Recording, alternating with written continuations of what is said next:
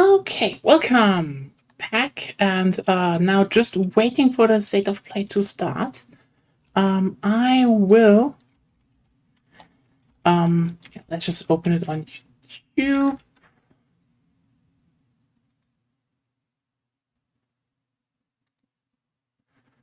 So,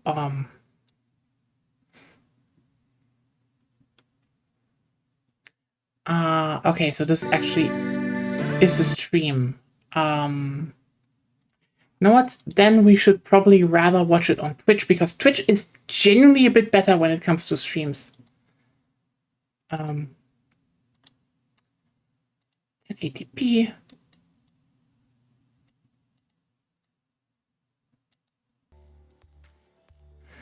All right. Let's post it in the, I just posted in the Discord. So for everyone who wants to watch on their own, you have to, you just have the choice to do that. Yeah. So yeah, over an hour, that is gonna be the big one for Sony this year. Like the really big one. Agonia, are you interested in anything, or are you looking forward to something? You haven't sent me anything. I sent it in the Discord. Apparently, okay, so there are rumors that they might be showing Devil May Cry 6. So I'm like, actually very interested how that will look like. I guess that would be fine. You know what? I'm not. It's more like I don't have the biggest problem with that. It's more like, who's going to lead that game? Like, oh my god. Okay, so we have there are two choices here. Okay, two things that could happen if that actually is the case. But DMC6 is like rumored a lot now. Oh. And here's the thing: Devil May Cry is like such a specific series, because you'd think, oh, it's just Devil May Cry, but then you realize all the good Devil May Cry games come just from like quite literally only two people, Kamiya and Itsuno. And Itsuno is not with Capcom anymore. And Kamiya left a long time ago. Most good things aren't with Capcom anymore. I feel like you brought them up. I am entitled to bash them. You know what? That is actually so fair. Like, it's kind of, you know what I kind of hate about that? I feel like everything at Capcom that is like, not one of their main series, that is good. That is where people that have been long at Capcom may turn it into passion projects. But all the big series have just the stink of, like, it's just this, you feel, this was still made to a degree by competent people for the most case, like for example Resident Evil. But like, at least with microtransactions in there. Yeah, but at least with like, I still like the recent Resident Evil games. Like 8 is fantastic. 4 Remake was really good.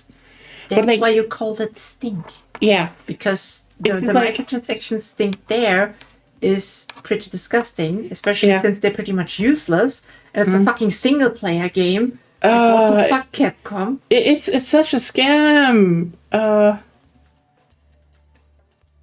Hey, Patrick. Hey. Oh. I did. Okay, you're here. Yeah.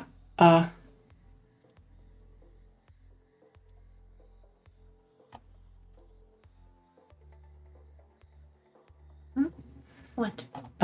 Yeah, it's just kind of like I feel like every series from Capcom that is not one of the really big ones, they get like left alone, and then you're like, oh yeah, that's like, that's really one of those games where you're like,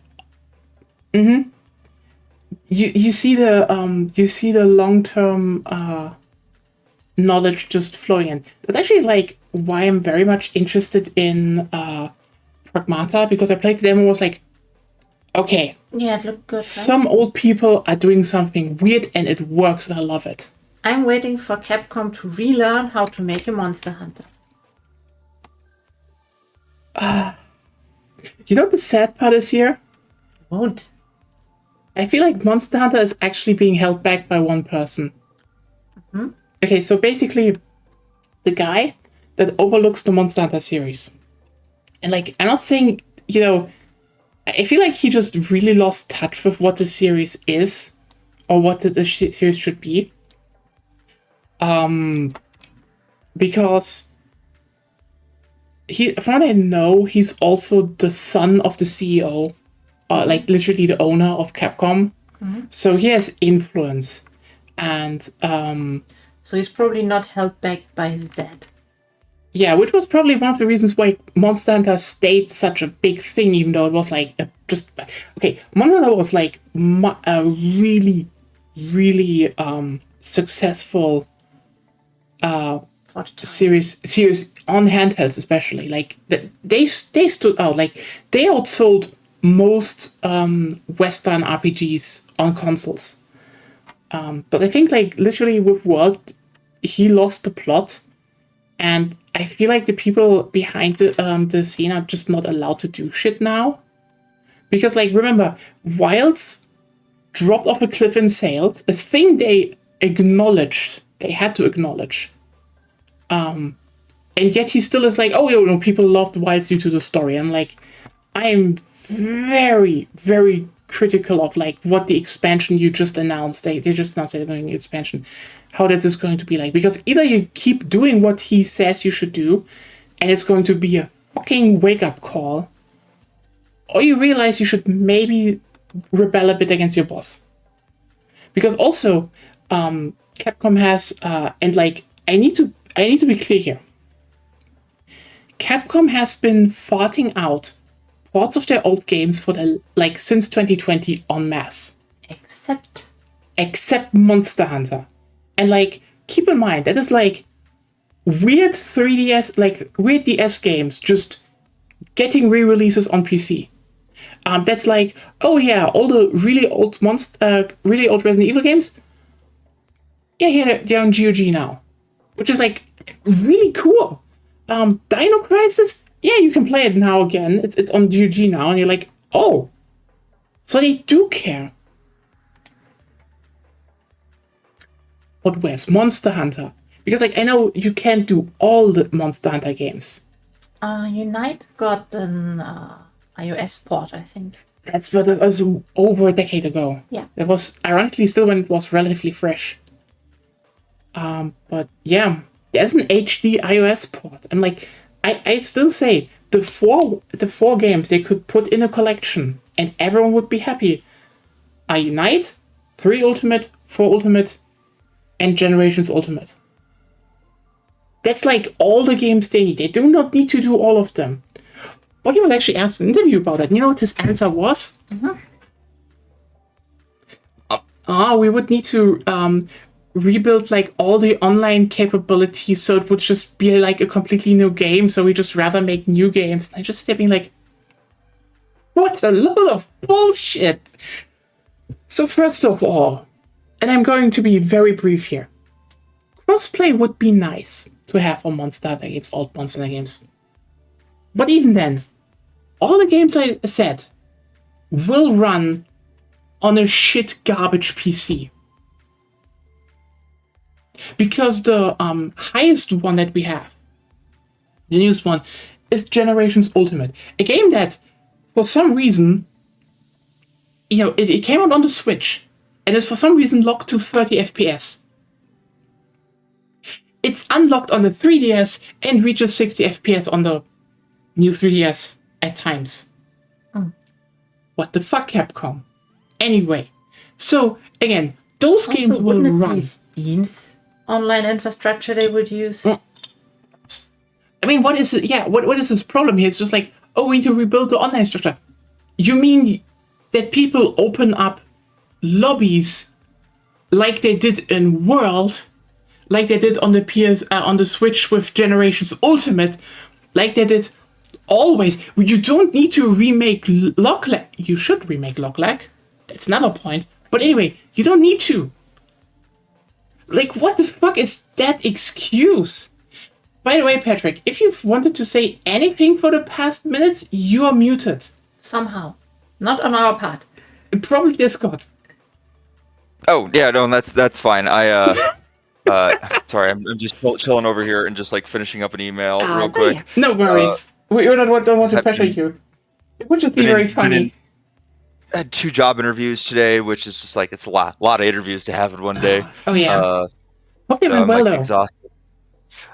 Yeah, so I don't know. I could talk about it very briefly. It's kind of boring. The first one was like, it went exceedingly well, but like, I've learned not to be optimistic about that because like the last 3 interviews I had went like really well, where it's like I like vibed with like the interviewer and it sounded like I was like qualified for the position and like things went really well, but then I didn't hear back from them, even though they said I'd hear back from them, and then just like they ghosted me for 2 weeks. So like, even specifically like today, like the gal I interviewed with was like, oh yeah, I'll email you right after. Haven't heard anything yet. So it's like, well, we're cooked.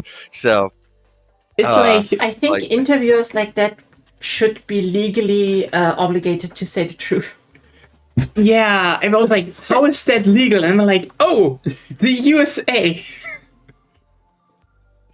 Yeah, so I mean, like the real shame about the one this morning too is that like this is a job I really want to get, because this one would be like it would be moving back into, so it'd be moving out of the games industry and into it's a startup company that just got did got $130 million of seed funding. So like I would be one of like the first employees, which like I've worked in startups before. This would be great. That would be, I mean, that would be fantastic. And being like the first designer on the team would also mean that it would be an incredibly well paid job too. So ooh, like, nice. Yeah. So it's a great opportunity because I've also worked in like this kind of like motion graphics. I mean, it'd be going back to like being like a more of a corporate job. But that's fine. But honestly, like, oh man, like the fact people, I totally get that. Just a bit of stability after you got kind of screwed over with your game, which should actually have covered your money. Yeah, and well, I mean, like, and with the last job, with like the studio just like collapsing, like that's the problem with working in entertainment, is like things can just fall apart like right away. Getting in on a tech startup when it's just like when there's no pressure to actually make money and it's just like you're running off of investor funds. That's at least 5 years of runway, so I can at least like bail if the company goes sideways. Yeah, and that's also like a bit of security. You're still working on Final App Solution, right? Yeah, I mean, things are going kind of slow, so I don't know. I mean, I've mostly been putting all my work recently into, just try to find a job. So that's actually very fair. It's just more like, it's a good, how's it called? Backup. By the way, I posted the link in the Discord main channel. So yeah. Sweet. Yeah, and I'm probably gonna have to duck out for like a couple minutes to go obtain a sandwich. I think that was a good choice. Yes. So I will probably have to go on mute for. Well, I don't know. I'll probably be able to take my headset with me and go pick it up, since that place is just down the block. Go grab it. Well, what did you choose? Weed themed sandwich joint is very. Which one? I mean, of the sandwiches. I think with the Cali, you can't go wrong with that. Yeah, Cali Mist.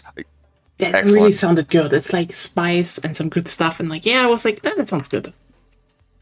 Yeah, the Chiba Hut is a local staple. So the funny story about them, for a long time, they weren't able to get their liquor license because they had the marijuana theme, which like is dumb and stupid because like obviously they're not selling marijuana, they're a sandwich shop. Yeah. But like, their case went all the way up to like the Colorado Supreme Court, and the Colorado Supreme Court is like, no, that's stupid. Just because they have a marijuana theme doesn't mean you can deny them a liquor license.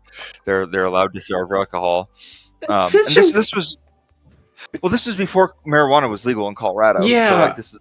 But the theme. Yeah. I mean, you might not like the theme of the restaurant, but I mean, it was also like in a college town, and like Colorado's kind of always been known for being like a place for stoners. So like, very funny. I mean, it's funny because these days, like, you know, great. They know their customers. There's like every if there's a Chiba Hut, there's always like a dispensary right next door. So You know, that's good. They're just serving, like, it's, you know, if you get high, you just want to bang a sandwich. toasted subs. Toasted being the key word here.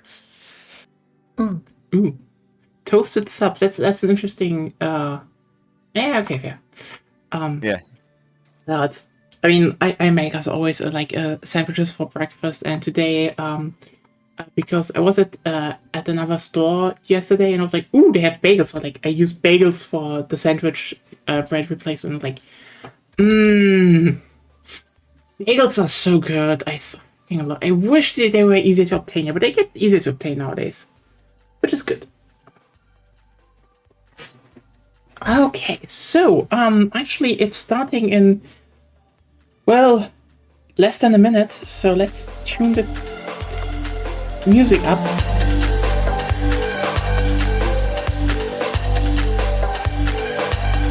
And let's see what they are going to present to us this time.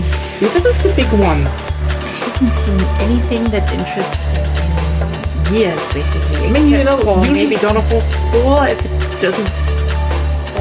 Yeah, I still don't know what really is gonna be the big one this year, so I'm like actually very interested. So yeah, it's going live. Let's see.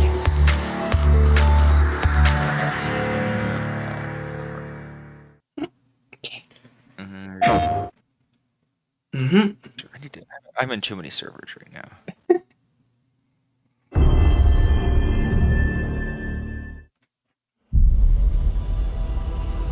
I sense suffering here, Spirit. Do you need help? No, this stream is different than the other one. Ember Lab. Oh, who are those again? Oh! A spirit guide? It's been a long time since we've had one of your kind in Cosmora. I'm glad you're here. Neat that they're making a sequel. I heard it was good.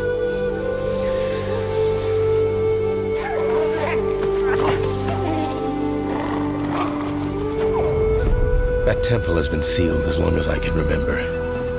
Dangerous corruption was locked inside, along with the secrets of forgotten practice.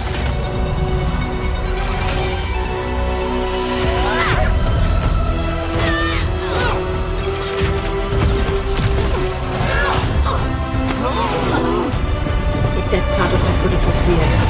What? That part of the footage was weird. Yeah. Spirit guides here once used alchemy to cleanse corruption. Maybe you can do the same. Like they made her move directly into the AoE to dodge out. Ah, yeah, it always that was just. Yeah. It's sometimes those. It's nice that they want to show it off, but make it a bit more natural. Hey, good that indie games get sequels. Fear will bind you, gripping to the present, which must always pass.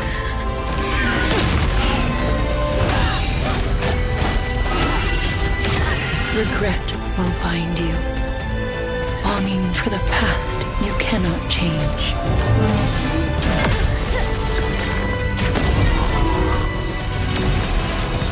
Love will bind you, yearning for a future you will not see. Yeah, and Yeah, it was this something Bridge of Spirits. That's the sequel to that. I hate to be that person, but I still see no UI. Yeah, okay, fair. I don't think they even had a big one. I would Lina, still like to see it. Scars of Cosmora. Hey, gets a sequel. I'm always good Hey when everyone, games get I'm sequels. Josh, and this is my brother Mike. We hope you enjoyed that first look at our next game, Kena, Scars of Cosmora. After the amazing response to Kena Bridge of Spirits in 2021, the team was excited to take on the challenge of creating something even bigger and better this time around. Our partnership with PlayStation Studios has empowered us to expand our scope while still staying true to what made the first game special. Since her adventure in Bridge of Spirits, Kena has grown into an older, more experienced spirit guide. Her reputation now precedes her. She comes to a new land called Cosmora, home to multiple distinct communities. On this adventure, Kena discovers a spirit guide's role in helping living people, not only those who have passed Is this away. an indie game? I think a With semi PlayStation one. Studio Yeah, I support, think it's we're an building indie on studio. everything that fans loved about the first game. I mean, Deeper, production more value dynamic combat. does not say indie to me. It looks Better great. Yeah, boss battles, I think they a got like larger, richer some world, funding and of from course, Sony, but our charming yeah. spirit companions. Yeah, okay, that makes sense. I think they were an animation studio before. They just then went like, we want to make a game. Thanks so much for watching, and enjoy the rest of the show. That's not that uncommon. That's I've seen studios do that. Yeah, that happens. The fluffy mouth. Yeah, fluffy big fox. You said Fox. Yeah. Oh, another Studios game. So who would have guessed that it is from Sony? In the wilds of Eso, the multiplayer title, the multiplayer entry. And subjugated its people. They were known as the Spider, the Oni, the Kitsune, and the Snake. Many fought back. Many were cut down.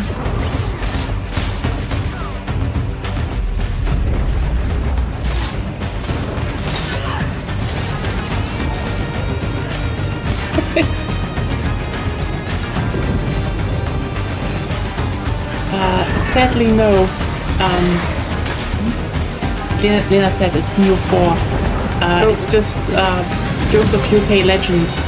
Nothing can stop the true. They also had like a Legends co-op mode in Ghost of Tsushima. Yeah. Honestly, I like this idea that they just make like, oh yeah, we have the single player game that is a bit more grounded, and then we're like, you know, here's the free DLC co-op with all the yokai shit in it. Who do you think will come out on top, Sam? You? Or me? I can't wait to find out.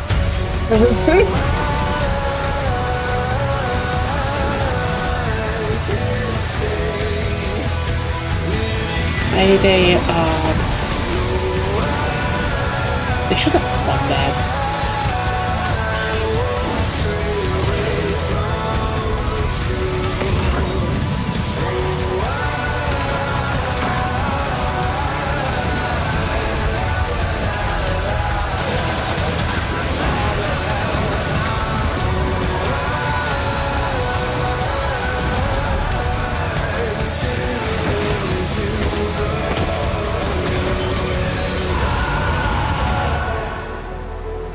Oh, it's pretty close even.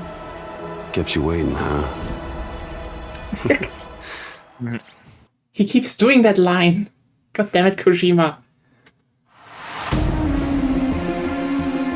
Hi, I'm Mike Booth from Bad Robot Games, and game director of 4Loop.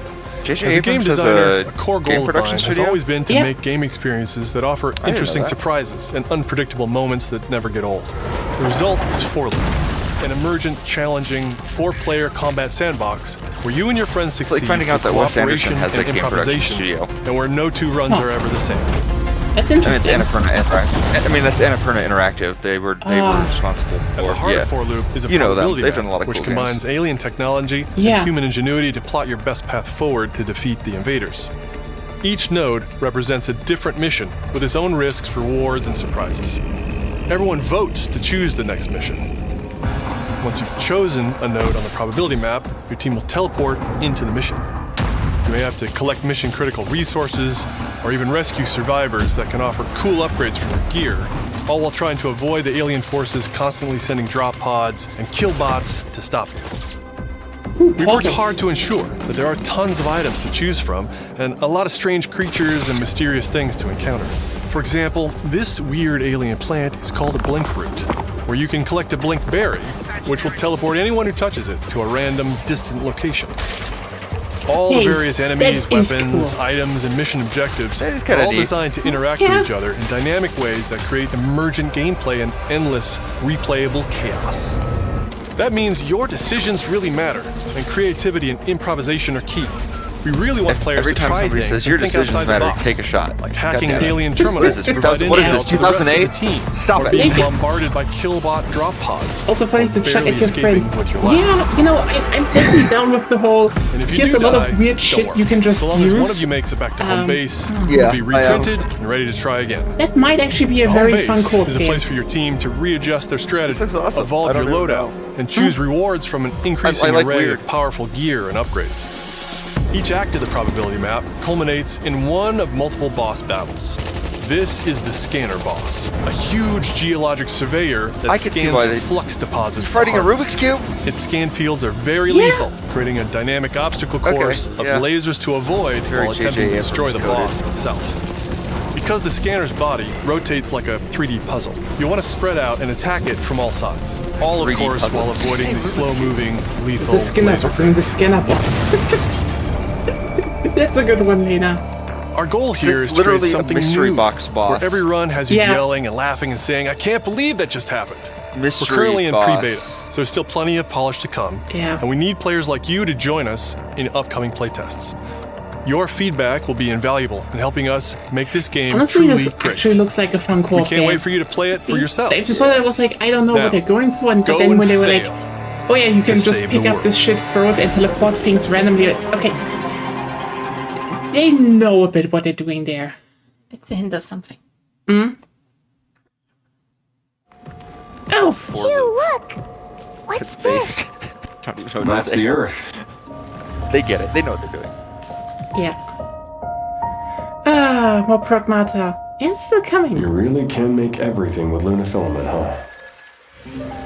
Looks a bit like New York. Is that a place on Earth? Can't believe we haven't found any survivors. I haven't seen anyone besides you since leaving the vault. All alone, huh? I know the feeling.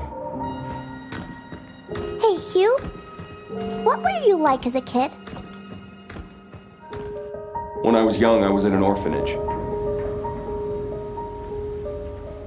I was a lot like you. I had a few bumps along the way.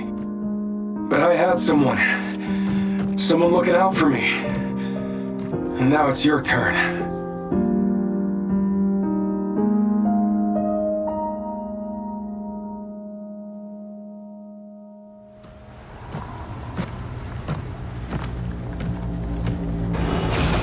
Removal time exceeding estimates.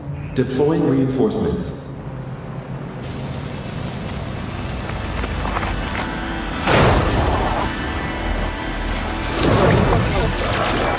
What in the... Yeah, I'm very excited for that game. Another demo. I think it's still the same. That's 6 now. Okay, Resident Evil 6 9 survivors now. of Raccoon City, all dead from the same thing. Yeah, that's not good. Victor purchased a building after Umbrella went under. The Rhodes Hill Chronic Care Center.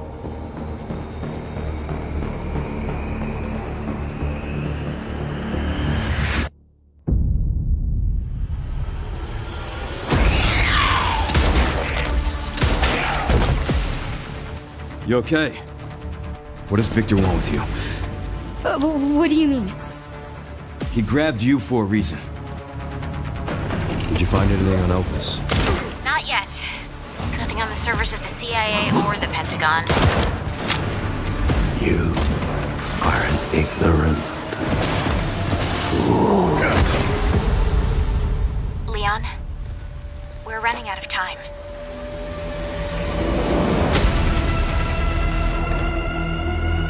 To go to the chronic care center to apply some lead therapy. It's very useful. Settled on a person of interest. A former T-virus researcher. Because my master made you who You are. Raccoon City was where it all began for me. I'm coming with you. We can talk. What do you want to know? I don't want any more regrets.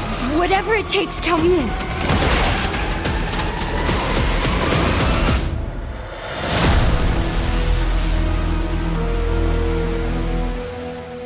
The queue is the 9.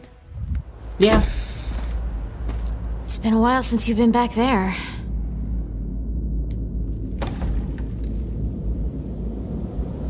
Yeah. Well,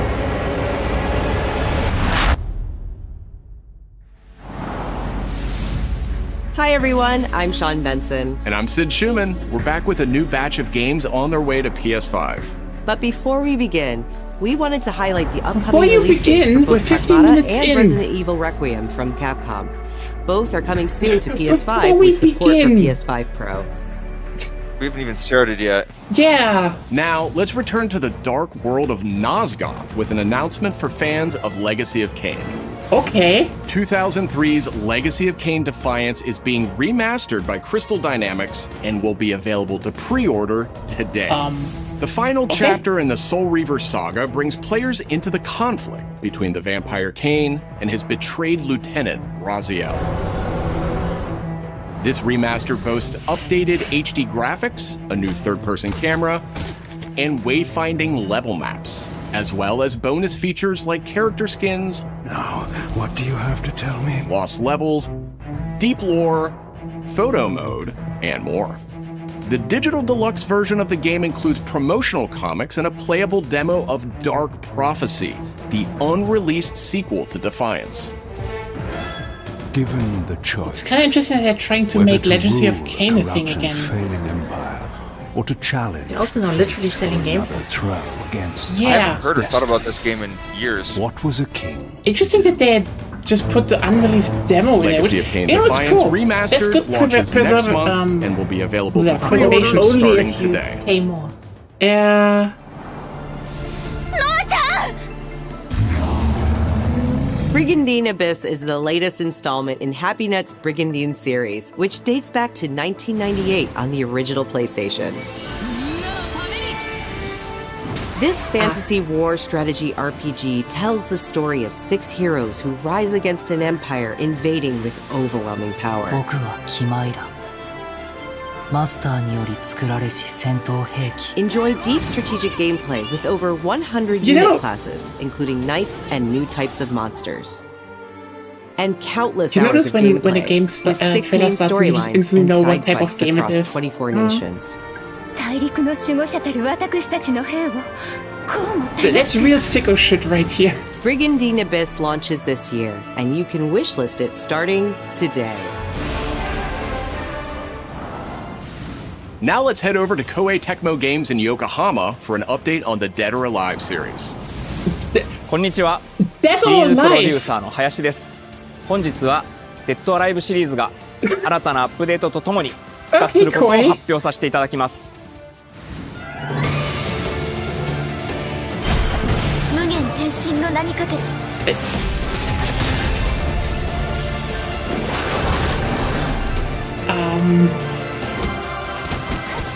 本作デッドアライブ6ラストラウンドはオリジナルのデッドアライブ6をベースにダウンロードコンテンツとして追加配信したキャラクターをセットにし、プレイステーション5用の最適化、新規コスチュームの追加、新たなフォトモードの追加を行ったタイトルです。 Get those jiggle physics really well captured. 今後も新キャラクターや新コスチュームの配信など継続的なアップデートを予定しています。発売日同日に基本無料版も展開予定ですので、シリーズを遊んだことない方もぜひご体験ください。あなたに私は倒せない They don't seem very realistic to me. Free-to-play version available at launch. デ Okay. ッドアライブは They wanted to 1996 be a 年から fighting 展 game 開してい again. る対戦アクションゲームシリーズです。数多くの作品を世に送り出して、今年で30周年になります。そのタイミングでこういった発表できることを大変嬉しく思います。では最後にこちらの映像をご覧ください。Are you making the 7th entry? That bears closer study. Yeah, Team Ninja's bringing Dead or Alive back.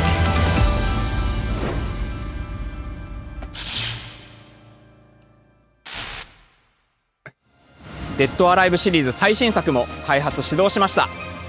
I guess they have Neo 3 money now. Might as well try to make a fighting game again. The new control. Perfect Dead or Alive anniversary.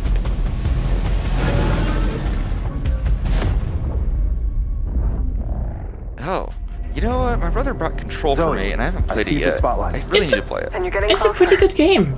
Listen, I can recommend it. It lives a lot of its charm of weirdness, you know, like... Do you like SCP stuff? Then I'll hurry. Yeah. Wait, do you like X-Files, right? Hello, everyone. Yeah, big X-Files. Yeah, it's basically, like, hey, what if, like, all the shit is real and there's, like, a whole... What you are seeing here is an early mission captured from that just like conserves it in like a building that itself is like a weird object that is alive to a degree.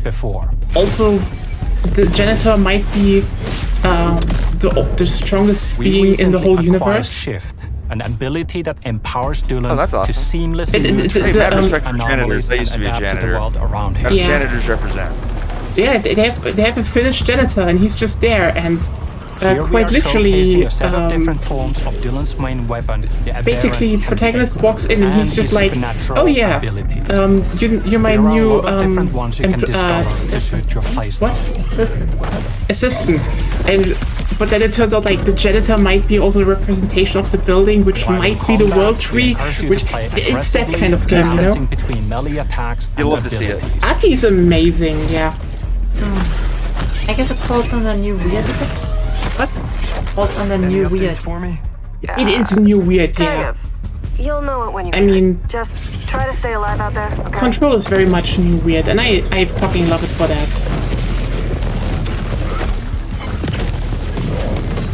If you're wondering, by the way, Control 1 is more of a shooter. Almost there, Zoe.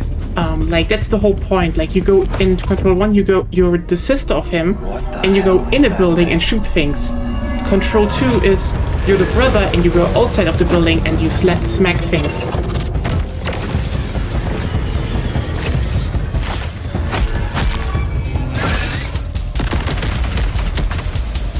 I hope they did take more time to actually show the game here. With UI, by the way. Yeah. Do you know what? Something some studios' marketing department should maybe learn from. I really like this. Remedy show the game. Oh yeah. Remedy just being like, this is the game. That's good. I know where the Resonant is, Zoe. I'll call you back. Resonants are the dominant threat in what's our most ambitious game to date. And we can't wait to share it with you later in 2026. It's very noticeable after showing Death Stranding first. All the graphics are very noticeably a lot not that on all these other games. Mm-hmm.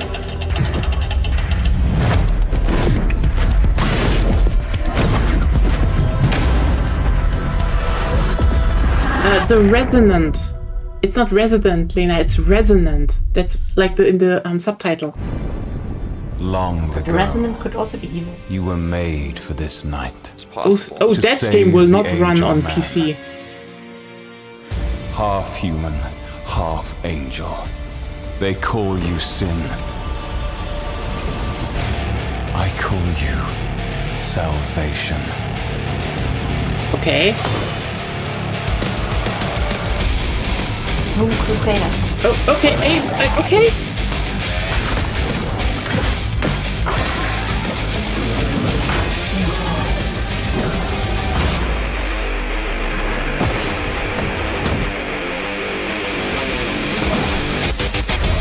Oh, cool.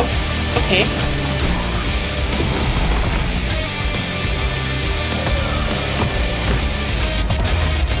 I mean, there should be more games that just I wonder if this is gonna be a review for a new series or an old one.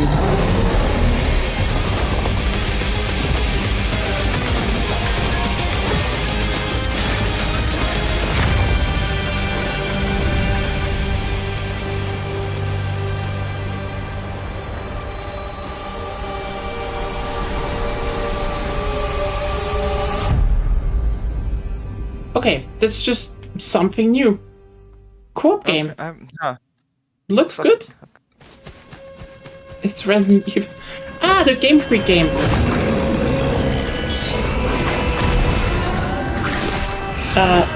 Yeah, Game Freak is making an action game for the modern consoles.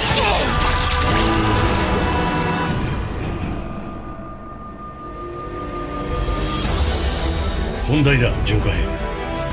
任務は分かっているが。主の発見と討伐。そうだ。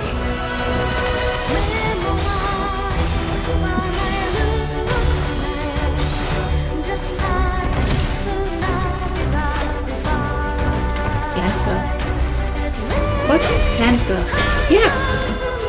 Looks good, honestly. Like...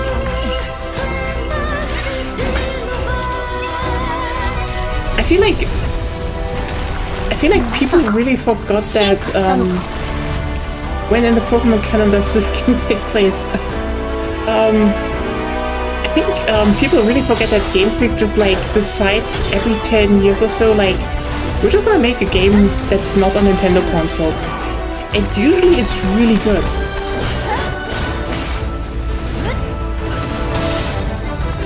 Like, it's one of those studios where I think people really forget they're pretty good developers, actually. If they want to, they just like to make Pokemon games all the time.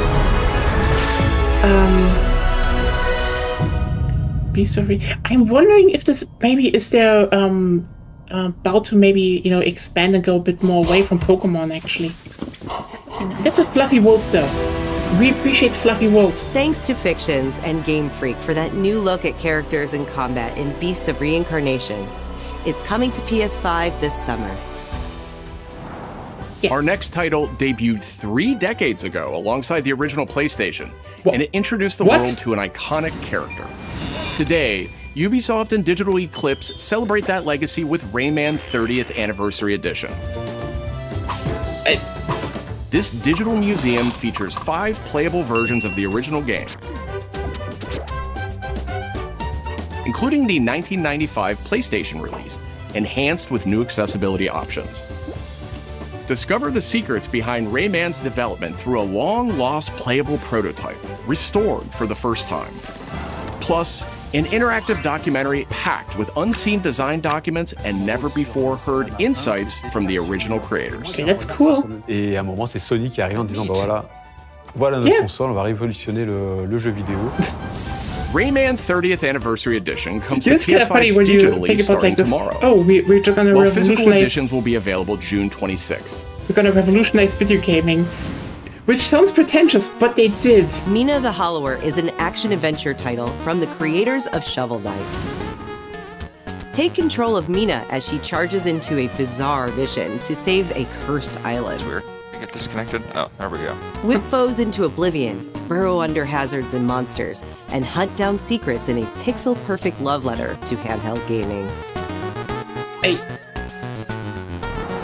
Mina the Hollower's release date is on the horizon. The limited-time demo will be exclusively available on PlayStation 5 tomorrow.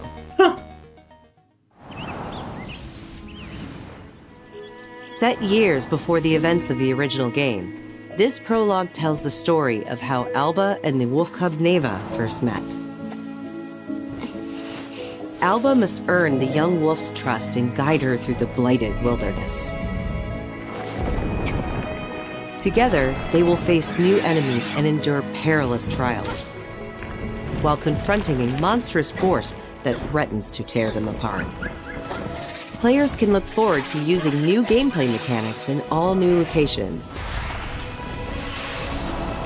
Neva Prologue launches February 19th. That looks good. Up next, a tactical stealth action title from Shueisha Games and Acquire, a team with ninja credentials dating back to the Tenchu series. Did they just drop Tenchu? Yeah, they did. But holy shit, you don't just drop Tenchu as a name. And now probably everyone in the chat who's younger than me is like, calm down, Grandma. Not everyone knows Tenchu. You should.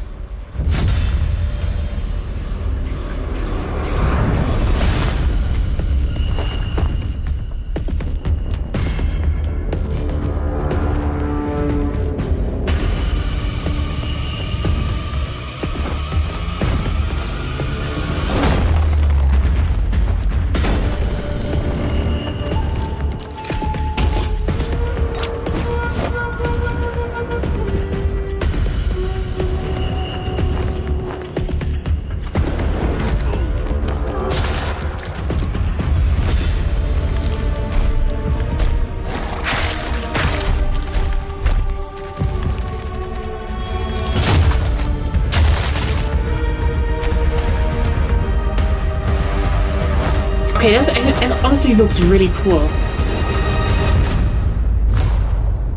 It could be. Yeah, it looks really cool, honestly. Yeah, obviously next year.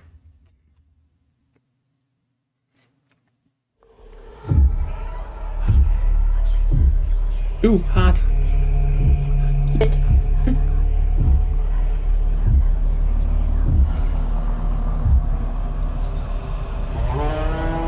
Okay. I don't know that series, so I don't think it's that acclaimed. We are the children of water, born of the goddess. You filthy creatures. Nice hat. Faithless, soulless, unclean. This world was never yours to keep. How dare you stand in the way of purity, little king?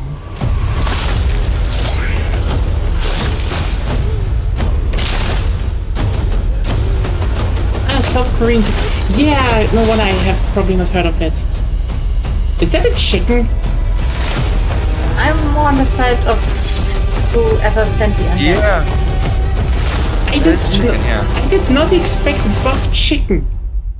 It's Mega Ultra Chicken. It is Mega Ultra Chicken. It is like buff chicken. Oh, it's a Dynasty Warrior. Okay, you know what? You kind of don't understand. I'm standing on her side. What? I'm still standing on her side. That is very fair. Great comment in chat. Gotta. What? Down for it. Honestly, I was like, oh, this is going to be a Souls game again. Then they're like, no, we're doing the Dynasty Warrior shtick. And I'm like, you know what? That's good. That's good for you.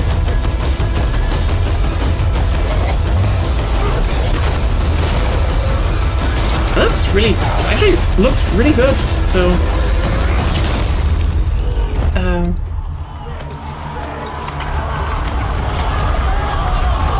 okay, that is genuinely cool.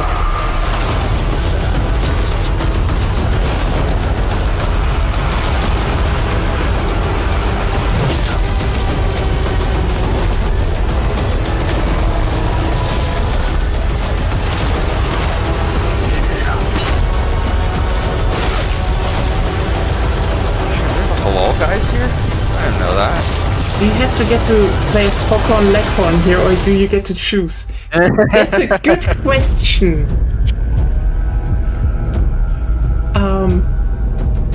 Looks really good though. Yeah, like I would rather play as Scale Lady. Scale Lady, yeah, Scale Lady would definitely be your thing. Our newest racer has arrived. Ah, the Star Wars racing game. Welcome to the Galactic League. Since you're here, why not take part in a friendly exhibition race? The fact that this is from ex-Burnout devs gives me a lot of confidence, honestly.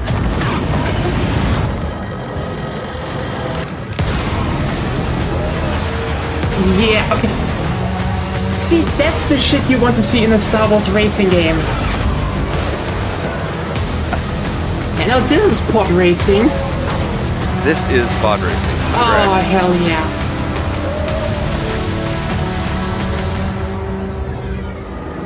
Every comment in chat is now this is pod racing.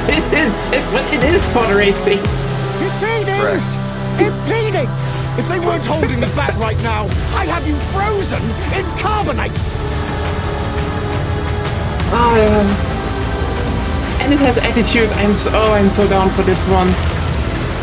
It has takedown cams. It's got some really great locations too. It's good. See, this is how you do it right. Yeah, I'm actually very much looking forward to that. You know, there we go. There was the pod racing. Not just someone needs to... Coruscant, Fast and the Furious, Coruscant Drift. Hell yeah. Yeah. Bond is immature and reckless. It's just Bond, so... He's a bad influence on the other recruits. Someone just needs to claw back the F-Zero IP from Nintendo and actually make games again. Look, I know where this is going. Do you mind telling me on that note, that's what I was saying. I would like you know what? this footage, it's actually a fast racing game. In Iceland. Comparatively, I guess. Yeah, like I know F-Zero is faster, but like the thing is, Star Wars speeders are not that fast. Yeah, I know. But they're still like, I mean, like F-Zero machines are literally anti-grav rockets. Yeah, like in the thing about Star Wars is like, I should be interested to I know what I'm saying, most anti-grav racers are like, 009 will employ not actually really fast, it's just a lot of blur to pretend it's fast. Try not But to this draw one actually attention looks to fast, yourself. so yeah. Like compared to the most? Housekeeping, I presume. It's good. It's, you know what? I'm excited for a racing game again. Guy who knows what he likes. And it's just telling Burnout this, here's anti-grav racer do stuff. I'm not an I don't know if I'm slightly depressed, but I feel only like mildly interested in everything so far. Like, it's nice, but I don't know if I want to spend money on it. We will deny ever having heard of you. I mean, How does that sound? really would probably only do it on the pod racing game because, like, I know other people on this Discord will do it in this community, so we'll probably have some racing nights and you can do the career mode. What do we feel about new Bond? Yeah, they've shown it a few times now. It looks solid, honestly. Hey, Shibuya! I'm Peter Brown. I manage the game content team within Third Party Portfolio. We evaluate games coming from publishers all over the world from indie to AAA. Those of us in the Third Party Portfolio team travel the world and meet with our partners. And it's even more exciting for me when those partners have been foundational to my own love of video games. And Konami is definitely one of those partners. I think a lot of people remember Konami for being with PlayStation in the very beginning. Actually, I remember them for fucking over Hideo Kojima and then going all in on pachinko games, and now trying to come back, but you know, it could be also that. For today's state of play. So to mark the occasion, we wanted to We're try now something getting a little lesbian different. bonds. We should get Join you today lesbian from bonds. It would be Konami great. Creative Front Tokyo Bay, not only to share some really exciting reveals for upcoming games, but also spotlight some of the key talent behind them. We're really excited about the diverse lineup they've brought today, and we hope you will be too. Enjoy.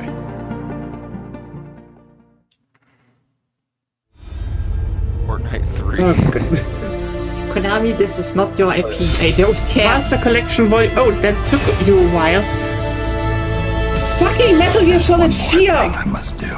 Sorry, too German. Punishment I must endure. Finally, it's off the PS3. Okay. He's taken command of this immense army and is now preparing to unleash an insurrection. Yeah, I think okay, this is the game I will definitely should stream this year. It's great. I fucking love it. I forgot how muted the colors of this game were. Will you do this for Yeah. It was kind of a thing at the time, but it worked here in my opinion. Yeah, it really was. my body could hold out. When all of this is over, What's I kind have of the, no what's choice kind of the but to vibe? accept death. And you know, afterwards they're like Metal Gear Rising Remastered. Just do the full trifecta of everything. So began the war between Zero and Big Boss. Do you understand, Snake? This game is amazing. Any means necessary. Yeah. Just stop Liquid's insurrection. Liquid! Guns of the Patriot! Yes!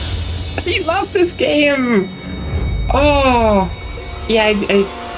Because okay, Peace Walker's also just I peaked. knew where Sorry. my loyalty belonged. Nukes. They're bringing nukes into Costa Rica. We are not allowed to bear arms. Please, you must drive them out of our defenseless country. As our deterrent.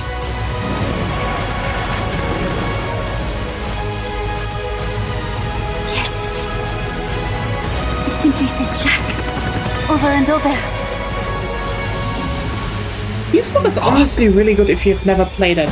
Is that you? Answer me! Bahas!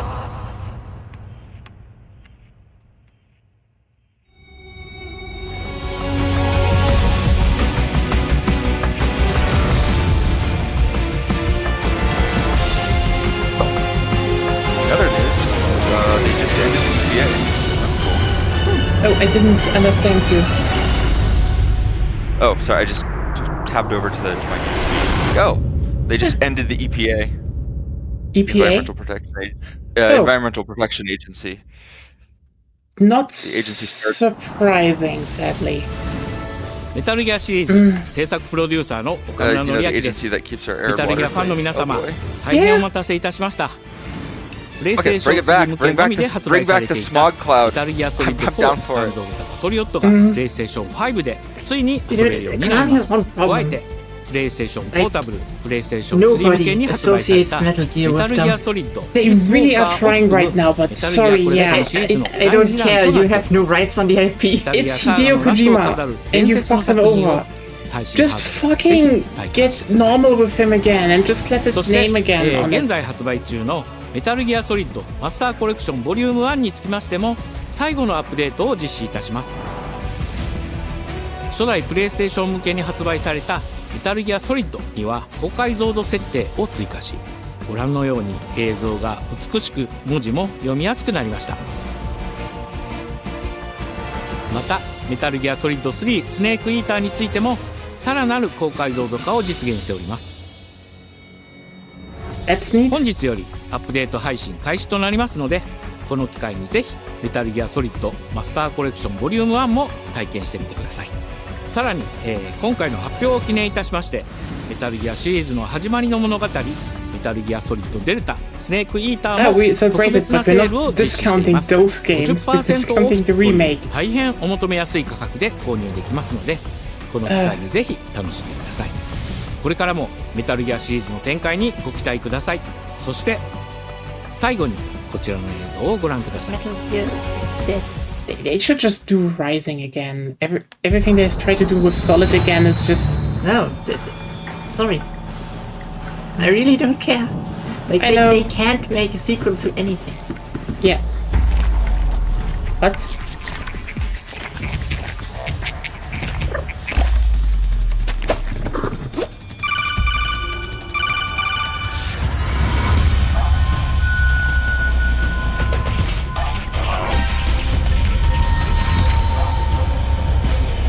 Okay.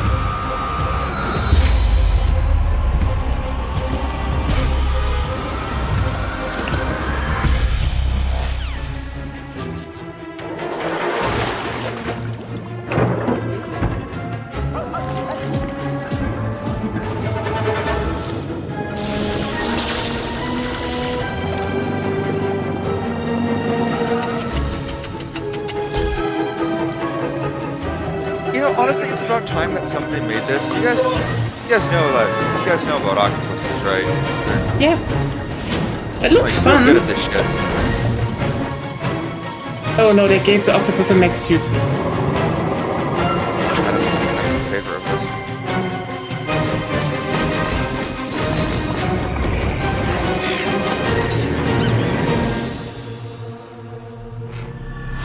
Okay. I guess they have a crossover with Metal Gear. Okay, that is a Konami series though. In the name of His Most Royal Majesty, by the grace of God, the king Motion of twin. France. Oh damn! That's a Dead Cells, people. Are we?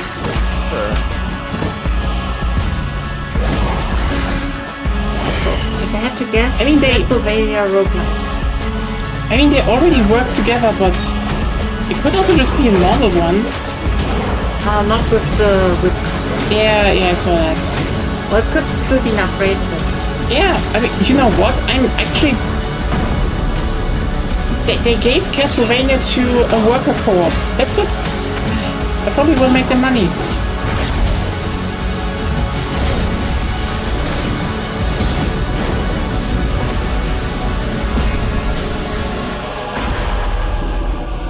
So now, we appeal to you. Trevor Belmont. Last of House Belmont.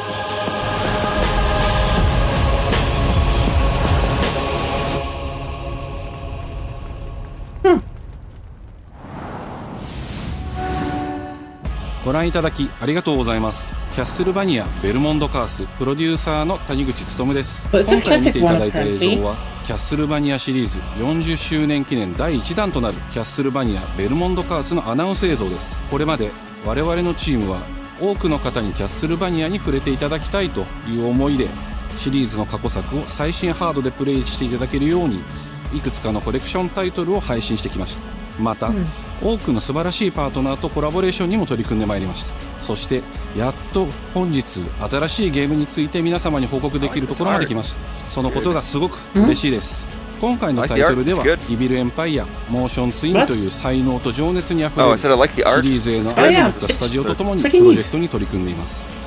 これまでのシリーズらしさを大切にしながらも新しいアイデアと現代的なゲームプレイを取り入れることでキャラクターのアクションはよりダイナミックで爽快に仕上がっています。シリーズファンの方はもちろんぜひ遊んでくださいと思っておりますが、まだキャッスルバニアに触れたことがないっていう方にもぜひ楽しんでほしいです。発売は2026年を予定しておりますので続報を楽しみにお待ちください。 But it's the first to celebrate it, so what are you releasing next? Second. Simon, listen to me. You can't stay in this room forever. I can't stay in this room forever. I know this is They're not gonna announce Half-Life 3 on PlayStation, guys. But you have to It'd be funny if they... Come back to me, Simon.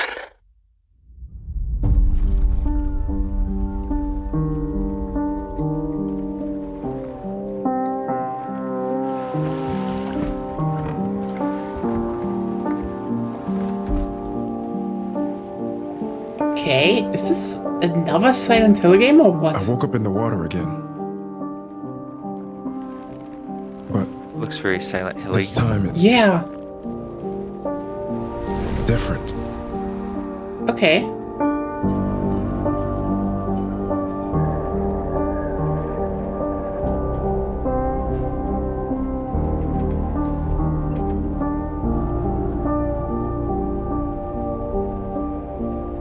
I keep trying to fix what happened. But no matter what I do, You can't fix it. It doesn't let us change things. You did what you did.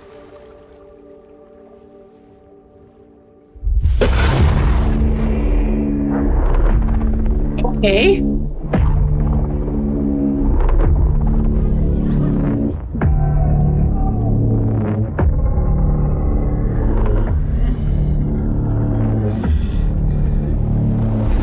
I mean, this definitely is Silent Hill. Just... They're making another one already?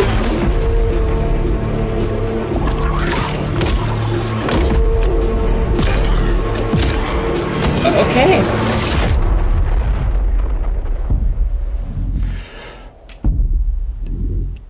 I'm surprised they just find the right people to make interesting looking Silent Hill games. Except one. Dope. Yeah, except the remakes, which go to fucking Bloober Team.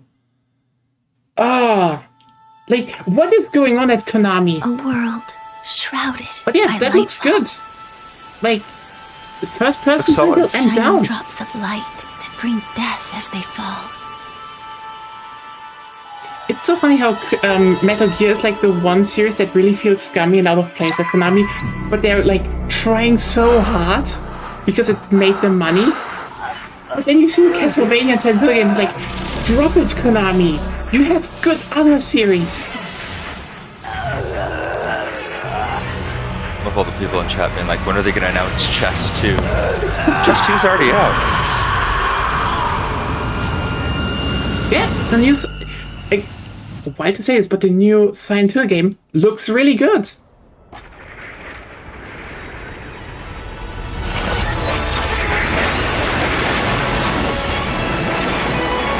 Time pause go. Hey! Ash, come on! Let's begin our journey. What do you mean 5D chess with multiverse time travel?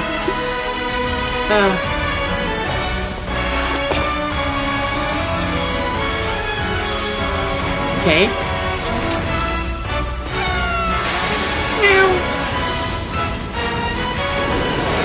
Those were Her Majesty's words. I'm going to defeat you here and stop the Lightfall.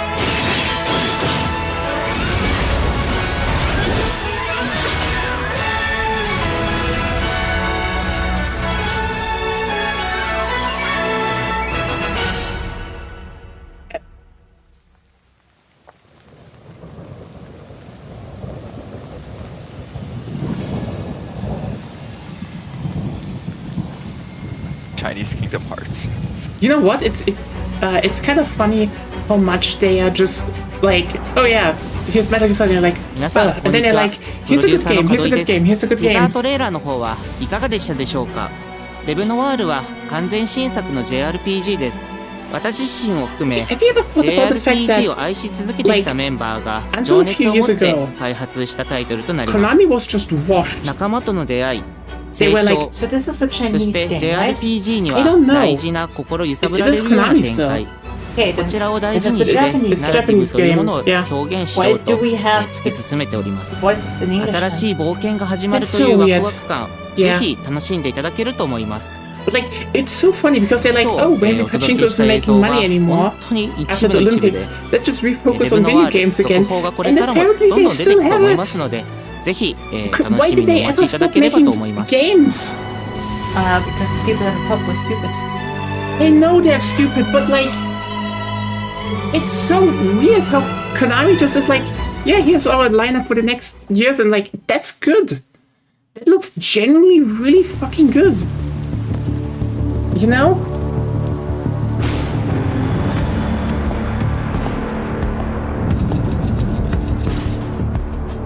Yeah, that's fair. Is this John Wick? With your skill set must be able to move unconstrained, unrestricted. Yeah, that is John Wick. So, Or the other problem I have with like... He must be versatile, capable. When adaptable. games that are not native in English have like voiced in English. The voice actors that do it are always mostly the same. Yeah. And either they don't have range or they don't get proper direction, but they always sound so fucking similar. He must be grounded. Yeah.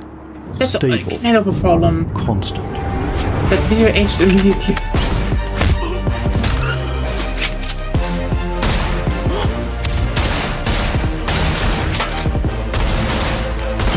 I mean, yeah, it's John Wick.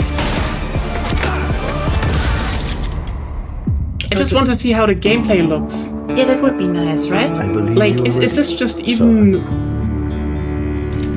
It could be anything. More, like, if it is like a more balls to the wall Max Payne game, I'd be down. Yeah.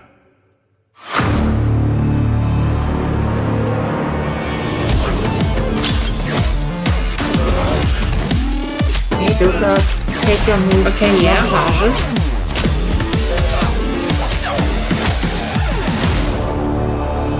Can I use one voice credit? Yeah.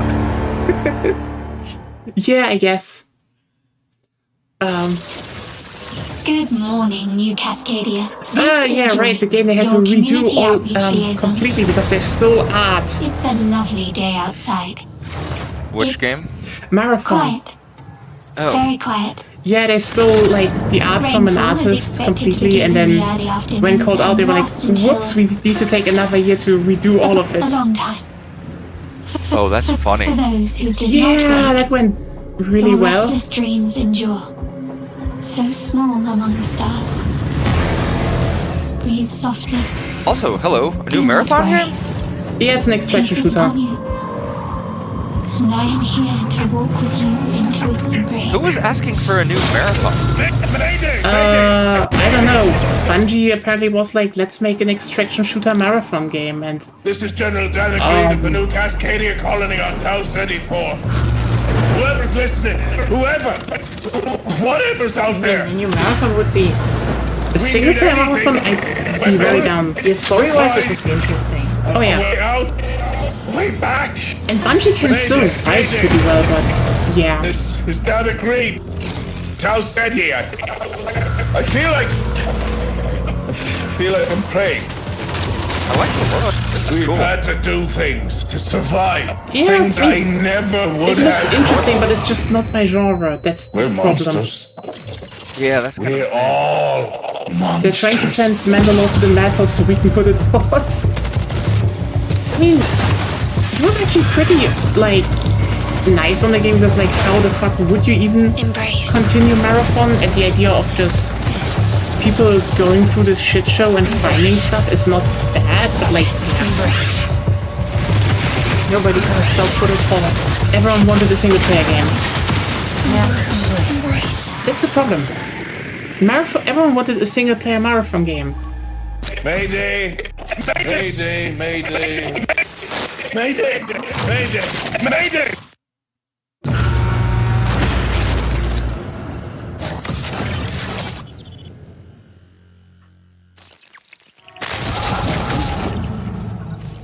Okay.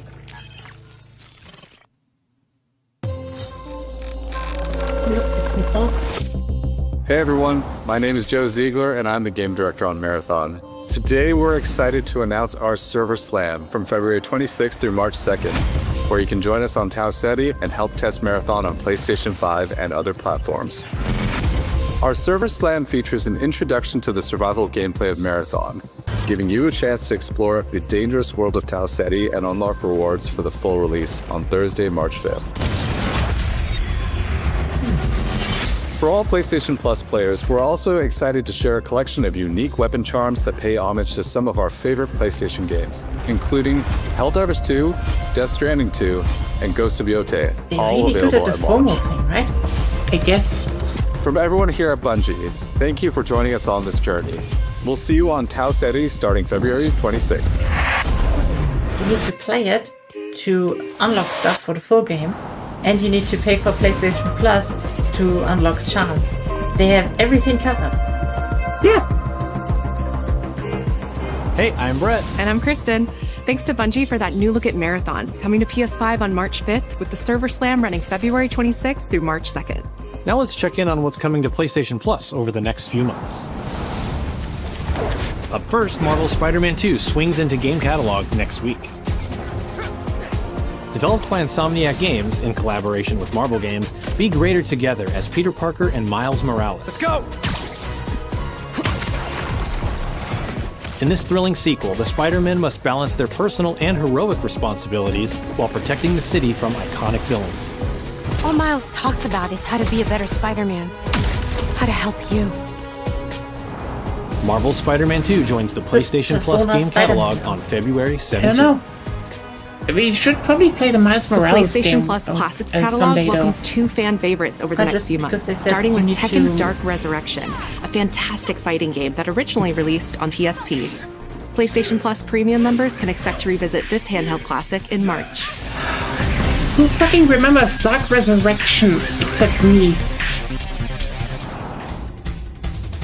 The original PlayStation version of Time Crisis brings arcade action to the Classics catalog in May. This version also offers gyroscopic aiming with the DualShock 4 or PS5 DualSense controller, simulating the original light gun experience. Hey, that is cool. Time Crisis with gyroscopic aiming, that's good. That's a good feature. Big Walk is a cooperative multiplayer adventure about teamwork and talking. There they are. Hang out and get lost with your friends in an open world full of challenges, puzzles, and playful discoveries.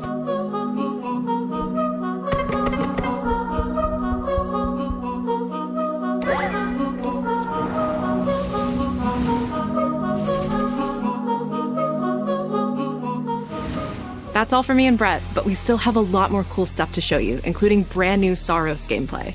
Housemarque's next action game releases April 30th, and creative director Gregory Loudon has even more systems and combat to break down.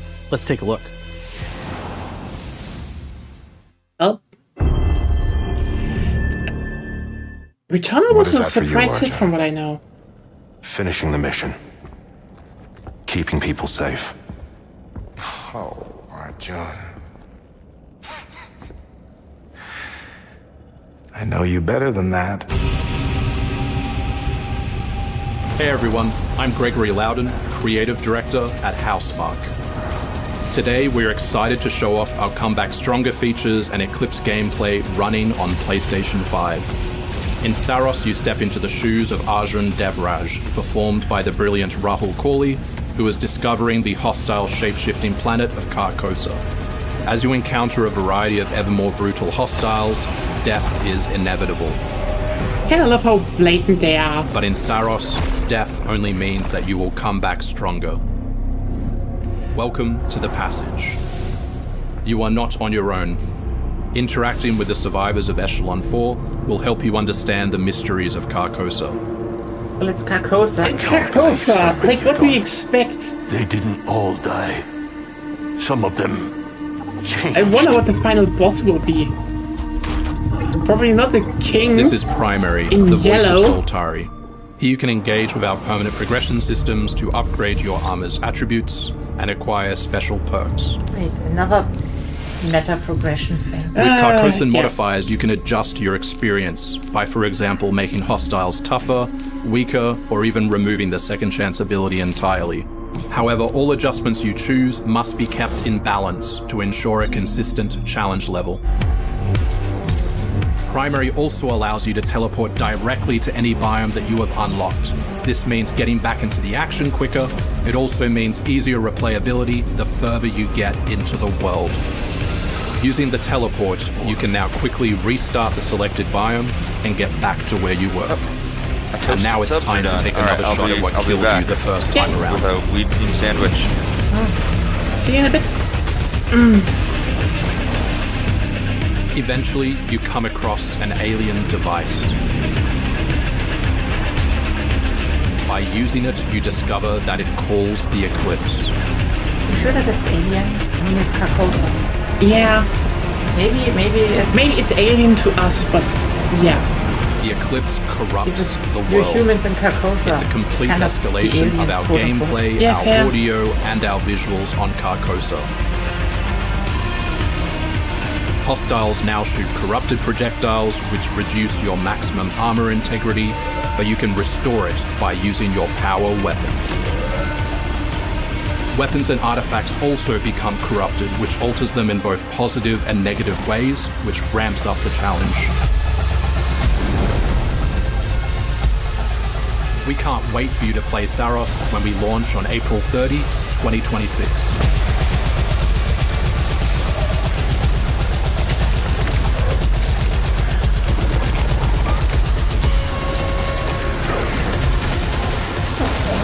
Relatively easy to avoid patterns or forms. So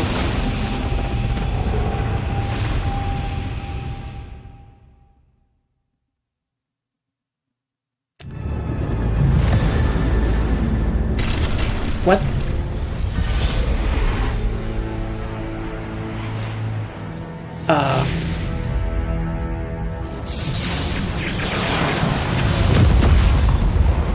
The air trembles.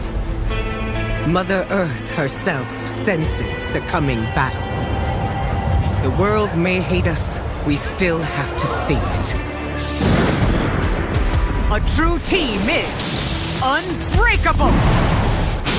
You cannot stand against the storm. Feel the power of Mother Earth. Let me at them, Storm. Okay, yeah, people will be very horny for this game also. Rainbow is waiting, and I'm starving for your soul! Time to end this. I've got this one. I'll show you how the X-Men get it done. You're cooked, Bob.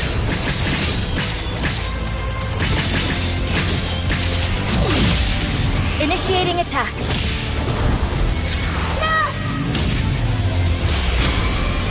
I am all that remains of Shi'ar technology. Yeah. Prepare to be Islam disassembled. should get some work, I guess.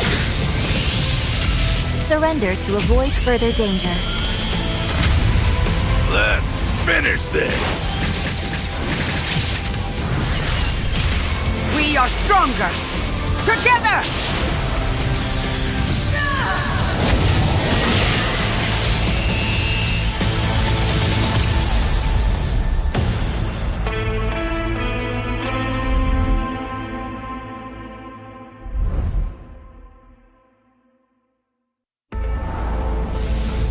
マーベル闘魂ファイティングソウルズ最新のトレーラーお楽しみいただけましたでしょうか。本当にお待たせしてしまいましたけども、こうして一番初めに X-Men のチームトレーラーを発表できたこと本当に嬉しく思っています。We're super stoked to introduce the like, mutants why are as the you talking newly about formed unbreakable X-Men the into the superhero. world of Marvel Tokon.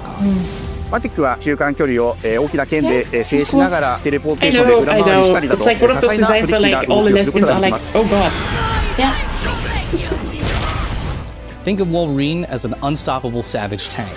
Some of his claw swipes have armor on them, the whole so he's literally going to be X-Men able to thing shred can through be a bit opponents' attacks. like Juggernaut, for example, is also not a mutant. デンジャーは、体のいろんな部分をですね武器に変形して戦うことができるキャラクターです。She's trained the X-Men over years through battle simulation. So as a zoner in this game, she's going to set up so many traps that her opponents are going to feel like they're running an obstacle course.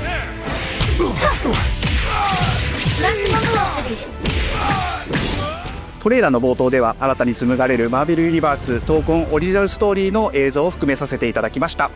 マーベル闘魂ファイティングソウルズ20キャラクターのプレイヤブルを実装しまして2026年8月6日に発売いたします。 Pre-orders open next week, so please check out our variety of editions and goodies, and we can't wait to share with you some more info. Please check it out and stay tuned. Yeah. This is gonna be the big one this year. That's a big fighting game this year, so yeah. They're kind of like... Ooh. Oh, surprise, it's something from Sony. Again, it's the 2D God of War game. So definitely also they played... Wait, are they? Oh, they're remastered! Okay.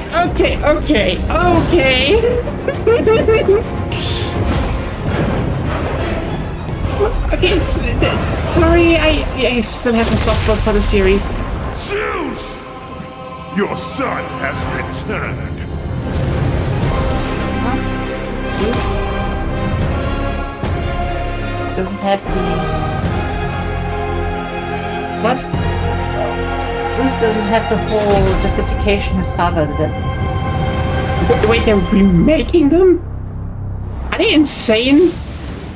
Hey, what's happening? What's happening, people? It is OGTC. That's right, the original God of War. Yeah, I'm back, baby. And I'm thrilled to bring you some exciting news about the series today, starting with that teaser that you just saw, yeah? Now look, we are happy and excited to finally confirm that, Zeus, your son has returned. Do you have any... the trilogy remake is now in development. Yeah, man, I know. Sit down. Now look, this project is still in the early stages, so it'll be a minute before we get back to share another update, right? But I'm telling you, next time we come back, we coming with something big, baby. Yeah. And in addition, since we're approaching the last few months of God of War's 20th anniversary year, we couldn't let it close without one last surprise. Now, this announcement is a passion project that will let you experience God of War's signature brutal combat, rewarding exploration, and heartfelt storytelling like you've never heard it before. I'm telling you. That's all you get. So, thank you for 2 strong decades of support, and we can't wait for you to see what we've got cooking to keep the next 20 years surprising, fresh, and fun as hell to play. Yeah, all right, you can watch it now. Go. Early stage of development. Go. Yeah, it probably will take a bit, but still, I'm like, yeah, it's the original God of War game, so yeah, you know.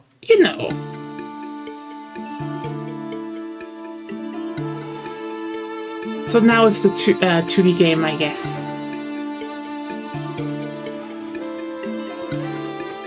Before I was a father. Before I was a god. So you're really going back to Greek? I was a Spartan. To Greek mythology. Oh. Okay. Spartans! Our duty is to Sparta. Fear is a reaction. Courage is a decision. Press your attack! Don't relent! Never on our backs! Never left behind! Before I have a beard. Always united! I mean, true. It is very true. The legendary saga of gods and monsters, of tragedies and triumphs, of destruction and redemption begins here. Honestly, I'm most surprised they haven't done this before. Be ready for Sparta!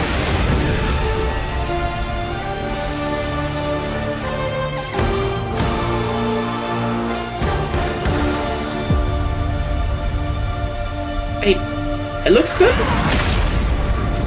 This is only the beginning. They're shadow dropping it. Damn. Ah, shit.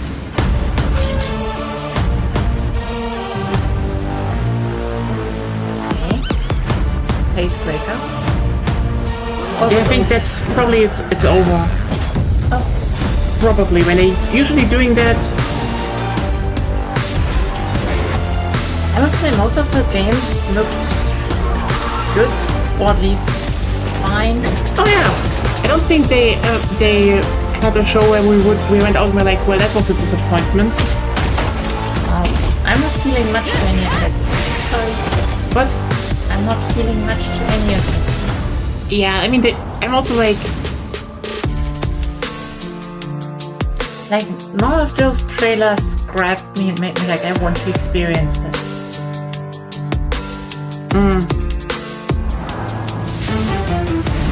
Honestly, I'm definitely interested in the Castlevania game and the Galactic Racer one. And the new Silent Hill game. That's kind of it, actually. But again, it's not to say that this is directly bad. Honestly, pretty good lineup, I would say. Like, that's definitely, yeah.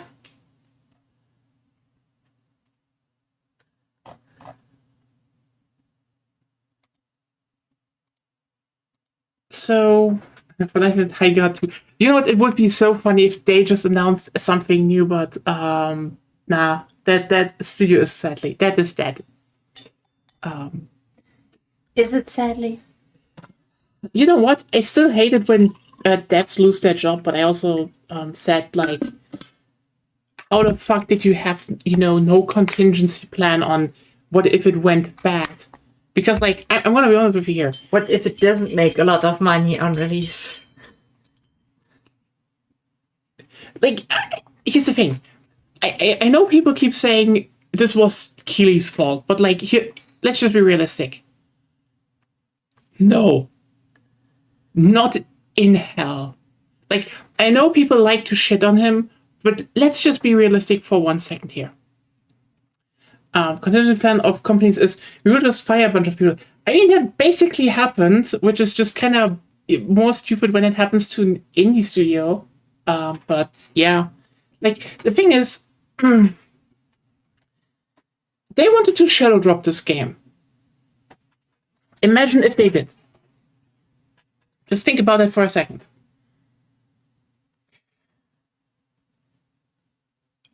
So the thing is, you're going to pivot into being a high guts.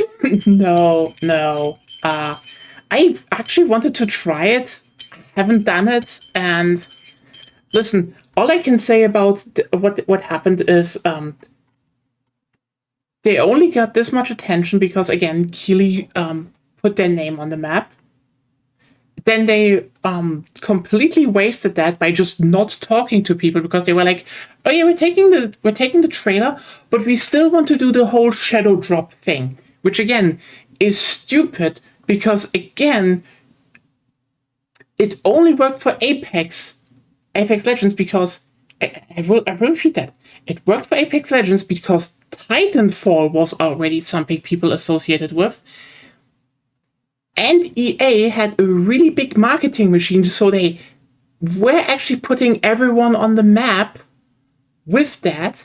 It was leaked like a few days ahead, so everyone was interested. And then, yeah, it was widely known. That's the thing. They already had a pedigree to their name, which they apparently just wanted to siphon off of and thought this would be enough. And like, no. And also, here's a very crucial thing why Apex Legends worked. It was very fast in a booming genre and offered something completely different. Like, keep in mind, every other, like, all the other, like, Battle Royale modes at the time where you died fast, they were all, like, relatively realistic and slow-moving. And even Fortnite was relatively static with their with all of this, and you couldn't respawn. And then suddenly they come around and it's like, hey, what if you are not just someone without anything, but you have some abilities? You will always play with people. You can reinforce. Yet they did not include the Titans. Honestly, that was definitely the better idea because otherwise the game would have become very, like, just very boring and unfair. But they could have definitely done it as a mode over the years, and this is probably more the weird part. The thing is just more like, Apex Legends. You suddenly had stuff like zip lines to just get around the map fast. You had like the whole sliding and fast movement. You didn't die fast even without armor.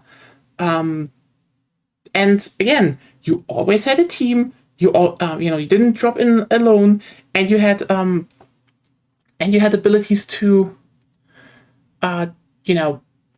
help each other, and that was good because they basically were like, hey, these are all, and you could respawn. So they basically were like, hey, here are all a lot of things people dislike about battle royales, and we're doing that, and we're fixing all the things that people dislike about battle royale games. Obviously, this was popular. Then you look at Highguard, and from what I heard from people, it's not even a bad game. It's just Highguard never sat down and was like, "This is for who is this?" Fair. Like, that was also like a big problem of the whole shadow drop thing, because I'm gonna be honest with you here, if they did like an early like closed beta, they maybe would have found out that the whole 3v3 thing was stupid. And if you're wondering, yeah, it's stupid, they've changed it like 2 days in. Highguard is 5v5 right now. But no, they had to just be like, let's drop this, and then just a few days later realize, maybe we should have gone with 3v3. Cool. This is why you don't shadow drop things, you dumbasses.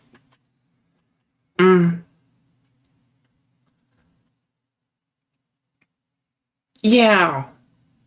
I feel like also there's the thing that you can make solid games, but also just like, listen, there's this thing with especially multiplayer games.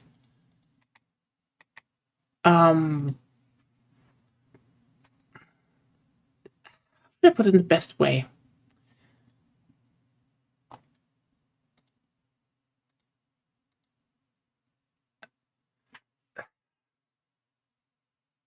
I feel like a lot of people don't know what people actually want to play. And this isn't like, oh, hey, it's just like a weird, it's just like a weird disconnect in my opinion. Because again, I don't think Highguard is bad, it's just,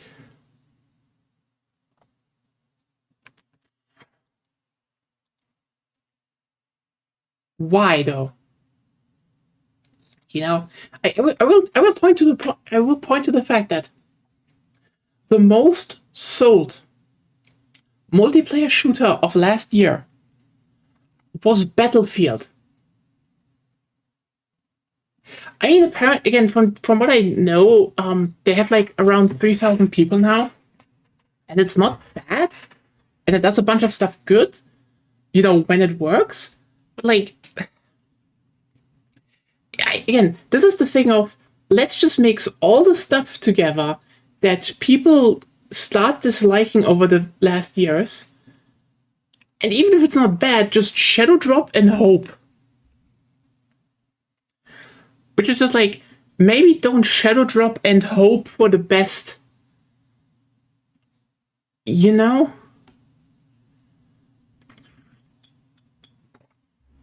And again, people just kind of don't want to anymore, to a degree. Like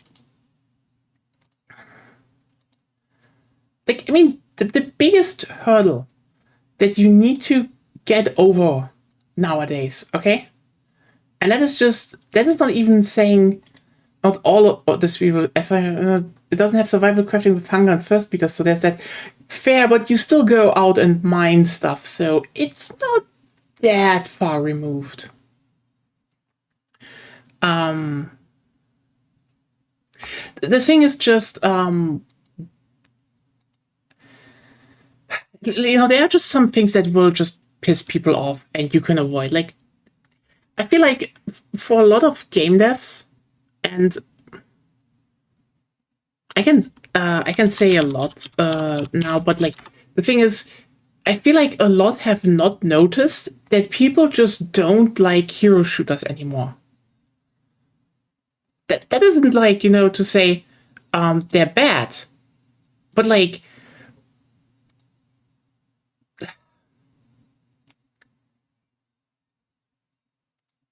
let me just be clear here. The one reason Marvel Rivals actually was a thing is just like, quite literally, they're heroes. Think about that for a second. People really do not like the fact that people really do not like the fact that so many games are like, oh look, this is a here's a new hero shooter, and there are all these characters you're supposed to care about. Have you even thought about the economy of caring nowadays?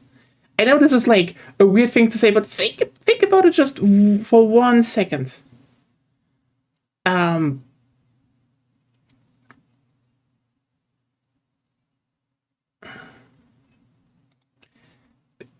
There are so many games out there where the devs are basically like, hey, please care about these characters. And like, I'm sorry? Most don't. Like listen, Overwatch is still there because like Blizzard just has like its own fan base that just keeps going for some reason, and they would probably eat up everything they Blizzard would do. But the thing is,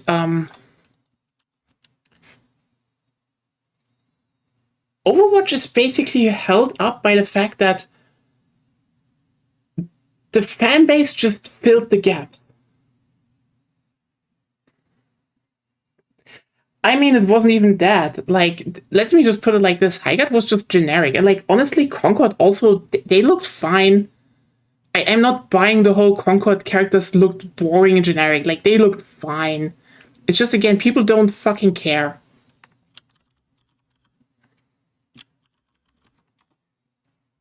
Like, that's the thing, you know?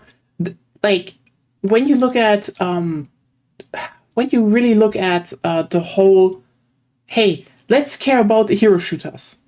And then you need to keep in mind that Overwatch is fucking horrible at that. Like, you have pieces. But let's just be real here. Most of the stuff in Overwatch, what people care about, is fan fiction. And that's the one game that has this grace. No hero shooter has ever, like, actually... Okay. I've just went around the point so many times. Hero shooters are absolutely garbage at actually characterizing characters. And people, if they want to play characters, want to actually engage and identify with said characters. And again, this is why Overwatch is a thing still, because it basically roped a bunch of people in before they knew that they would not deliver on anything, so they just filled the rest with like quite literal fan fiction stuff that, you know, they definitely say is real.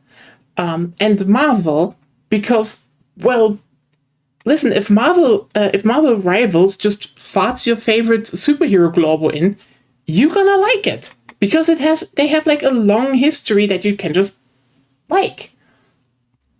But if you want to play a game with like a lot of characters that actually have like meaningful stories you can identify with, why would you go to hero shooters that have consistently proven they will under-deliver? When, and I hate to say this, gacha games exist. Yeah, let's just let that sink in for a second. I will stand by that. Gacha games definitely killed off a lot of any interest in hero shooters. Because people like individual characters. People like playing as individual characters. But again, people also want to feel something for said characters. And most hero shooters, they probably have a lot of stuff behind it when the devs make it, but like, we don't know about that. I do AA Studios create, but it's reality ripoffs again and again. That's a different topic. Probably also because they just... I want to say they drink paint, but I don't know. I mean, here's the thing. If it wasn't a gacha game, listen, let's just put it like this. If they made a solid combat system and they made it like... okay, they couldn't make it a hero shooter, but like, let's just say, for example, they made like a hero shooter with melee combat from like Arknights. That thing would blow off, and probably a lot of people would be like, why? And the answer is because Arknights has actually appealing designs. And like, again, I don't say the designs from Concord or stuff are bad, it's just like, listen, I'm a millennial lesbian. If I see catgirls in tactical combat outfits, that's my shit. Okay? I also have dragon girls. And, like, yeah, good designs. But, like, apparently a lot of the hero shooters, and that's the thing, Concord was just like, here are good designs from people into like 70s to 80s French sci-fi. who's the audience for that? Like, we are simple as fuck people. Give me cute cat girls from Arknight. I'd be in there. I just don't want to play gacha. I would play the co. Would play a hero shooter though. You could also make an MMO with it. I guess. Like, as long as it's not gacha. Well, modern MMO, I guess. Make an actual MMO. Or RPG. Whatever. Yeah. Hey, welcome back.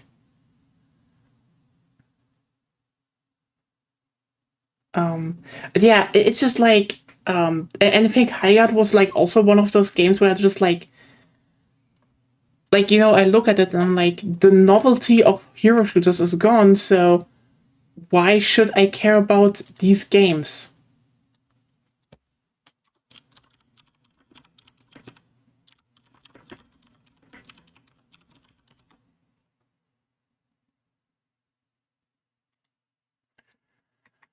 Yeah. What we're talking about? We're talking about the fact that Highguard failed because like people are just not really interested in hero shooters anymore because like Overwatch. My point is that Overwatch like kind of horribly stained the reputation because they were like, look, all those characters you care about, and they kind of just nowadays just run off basically fan fiction from the few people they still have that are just like, that is totally in the game and in the lore. Meanwhile, you know, there's nothing there for everyone to care about, and every hero shooter is just like, look at these characters you should care about from the outside, but, you know, and this is why I'm saying, like, if people want to have characters they care about, there are gacha games. And, you know, Marvel Rivals is popular because it's just characters people know already. Do people still play Apex? They do. I really liked Apex, but like, you know, that's just the problem we have with any first-person shooter on PC is that, you know, you get hackers, especially free-to-play one. Yeah, but you know what? The hacking is not a problem. So, like you can just solve that differently. No game needs kernel level anti-cheat. That is just God. I hate these people. Like, sorry, are you working for the cheaters? Or are you just stupid? That's like a personal question, because, like, have you played any modern game without cheat protection? Yeah, Apex Legends, 50,000 people on Steam. 189,000 24-hour peak. That shit is still going strong. Those are great numbers still, damn. Those are really good numbers, yeah. By the way, they basically shadow dropped the 2D God of War game. Oh, damn. Yeah, what? Apparently you're playing like Kratos as a child before he had a beard, and either the hacker psyop or a useful idiot. Never underestimate useful. Yeah, useful idiots are like, it's so annoying. Like it's, but kernel level anti-cheat could, yeah. But if they don't, it's like, okay, here's the thing. You know what the funniest fucking bit is about kernel level anti-cheat and like, if you don't have it? Because there is one big game that doesn't have kernel level anti-cheat. You know which one? Yeah. Counter-Strike. And you know what happened recently? Because like Counter-Strike 2 is full with hackers. Just period. They just have a hacking problem and they're not updating VAC or doing anything against it. Which is also like one of those reasons why I'm probably not getting into Deadlock right now, because right now it's still gonna be good. When that fucking game is released, it's gonna be Hackfest again. So the funny thing is, there was a bug in VAC recently. And people got banned for basically nothing. Like, literally, the newest season comes out, and people got banned for nothing. But you know what happened due to that? The cheaters got paranoid.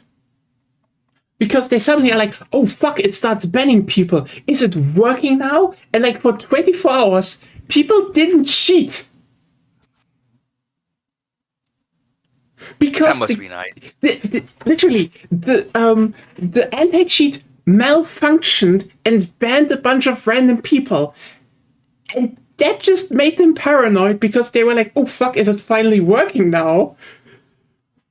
You can't make this shit up.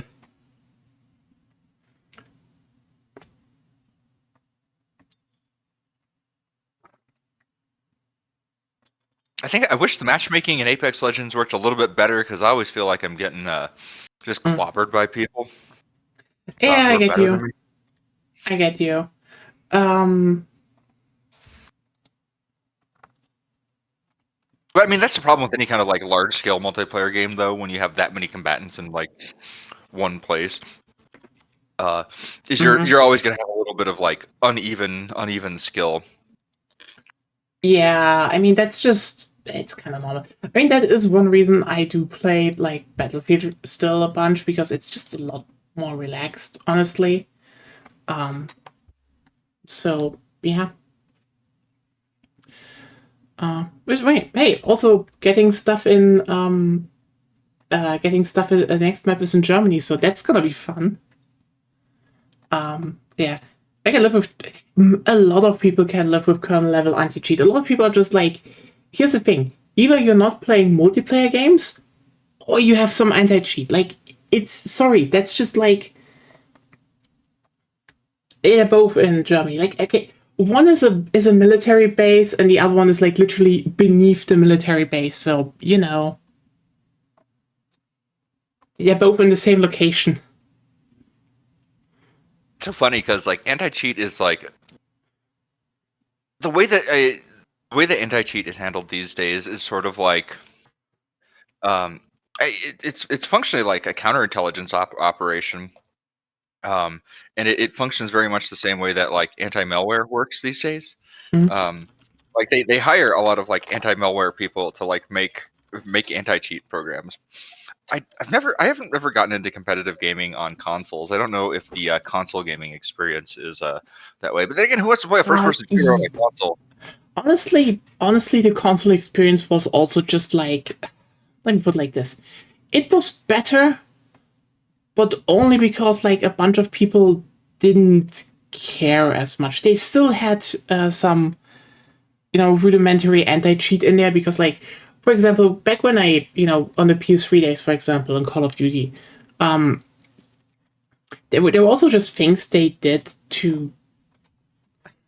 So basically, if you had something like a pistol or like a single fire rifle, they usually were programmed like, as fast as you can press the button, that's how fast you can fire them, right? And then, for example, on PC, people were like, there's been German hardware-based cheats for console, wasn't it? Yeah, like the oldest stuff is like, well, here's a rapid fire controller, so you have to pull the trigger, and it just like does a lot of inputs. So people just are like, go around with the pistol and like, and it's like it's bullshit because that's not how the gun is supposed to work. Fun fact: this was like quite literally solved because like some games are just like, here's a hard-coded limit you can have in terms of presses. So that's a debounce. Yeah. That was basically what you had back then. There were some things you could like plug in between your controller and the console, and then it had like how's it called? Then it had like some aimbot in there, but like Game Genie. No. Wait. Yeah, I mean the thing is there was always a bit of anti-cheat going on, and they kind of had this up for the recent ones, but like. If a Call of Duty game was like just not being played anymore, it's like you will be hacked in a lobby and they just unlock everything, but also like just do weird shit with everything on your console and yeah, like you like when Modern Warfare 3 or Modern Warfare around the time of Modern Warfare 3 and stuff, you couldn't play World at War, for example, anymore. Every lobby was hacked. Like, quite literally, people flying in the sky, literally aimbotting, like, aimbotting your head. That was just a thing. Even Modern Warfare 2 was unplayable. Like, I remember this. Even back in like 2015, like you tried to log onto those games and like they just hacked to hell. Yeah, and like they still do it to this day. Like someone actually went into Modern Warfare 2 on the Xbox 360 and like, hey, who are still playing? It's in the lobby. And it's just people like there's just one person in the sky just aimbotting and shooting at people, and you're like, why are you doing this? The game is dead. What is like driving you to go into a dead game and aimbot? What is the point here? So yeah, that was just kind of just like yeah. And the two cheetah war, it is. But like, yeah, I'm honestly kind of surprised that Call of Duty didn't go the live service route. Honestly, I'm kind of surprised Activision didn't go that way with it. I mean, I mean, do you remember how there used to be like a free to play Battlefield back in the day? Do you remember that? What was that called? Both, you mean? You mean Heroes and Play for Free? Yeah, I think that's what it was. Yeah, they were great, honestly. Like, are they still around? No, that's like sadly they had to shut down because they just let me put it like this. Basically, they had a problem making money because, like in the beginning, Heroes came out, and they basically were like, "Hey, you can only buy skins and stuff." But then, because that was like actually pretty new, people just didn't do that. And at some point, the studio like literally made a long blog post of like, "Listen, we have to make money somehow." And this was like before the whole battle pass and everything thing. Yeah. So they just like started like, selling guns for money. Yeah, have a good night, Connor. We're also probably just wrapping up soon. And then also just made a blog post of like, yeah, that fixed the finances for now because, ironically, the people that, complained the most on the forums actually spent the most money on guns. So they were like, yeah, sorry, people, we had like the choice of selling shit and making money or closing the studio. And then it just kind of fizzled out because,